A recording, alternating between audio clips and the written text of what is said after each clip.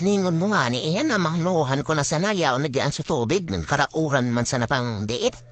Nagbaha pulos digdi ang ginibo ko nagreparo na kami kang gamit kang aki ko tayo na dawa di pisilon man baga mag-angat kang gamit kang daika pamurong merienda. Yaon panani sa trabaho sumakapatabang ko pero minganing ang arog kay ni sa lugar kay ni konting uran man sana yaon na so pastang baha. Sinabay ang panani kang ralaog kang pastang ipis buda ang mga insekto. Huya na bagata nagtaralon-talon na so patabang ko. Ay ko nga ni arab kung sa ko ilag kang mga gamit ko ta magabaton. Pero minasan ang arog kay ni digdi sa lugar na habang naghahalis sa panahon, pahararom na rin subaha. Maray nga ni talagpundo na baga suuram kaan, pero subaha dahil minapundo. Iurag mo na baga ako sa supahain nita magabaton.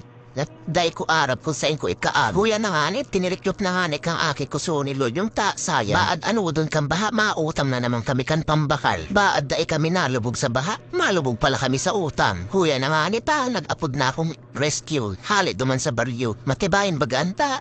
Sanayon sa baha. O sige, darahan na iyan dumang sa baryo.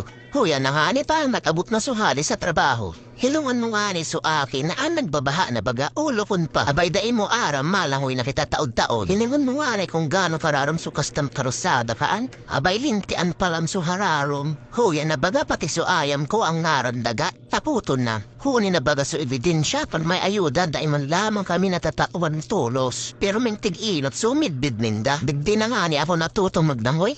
O siya sige, malikas na kami. Hanggang sa sunod na pagbaha. Bye-bye!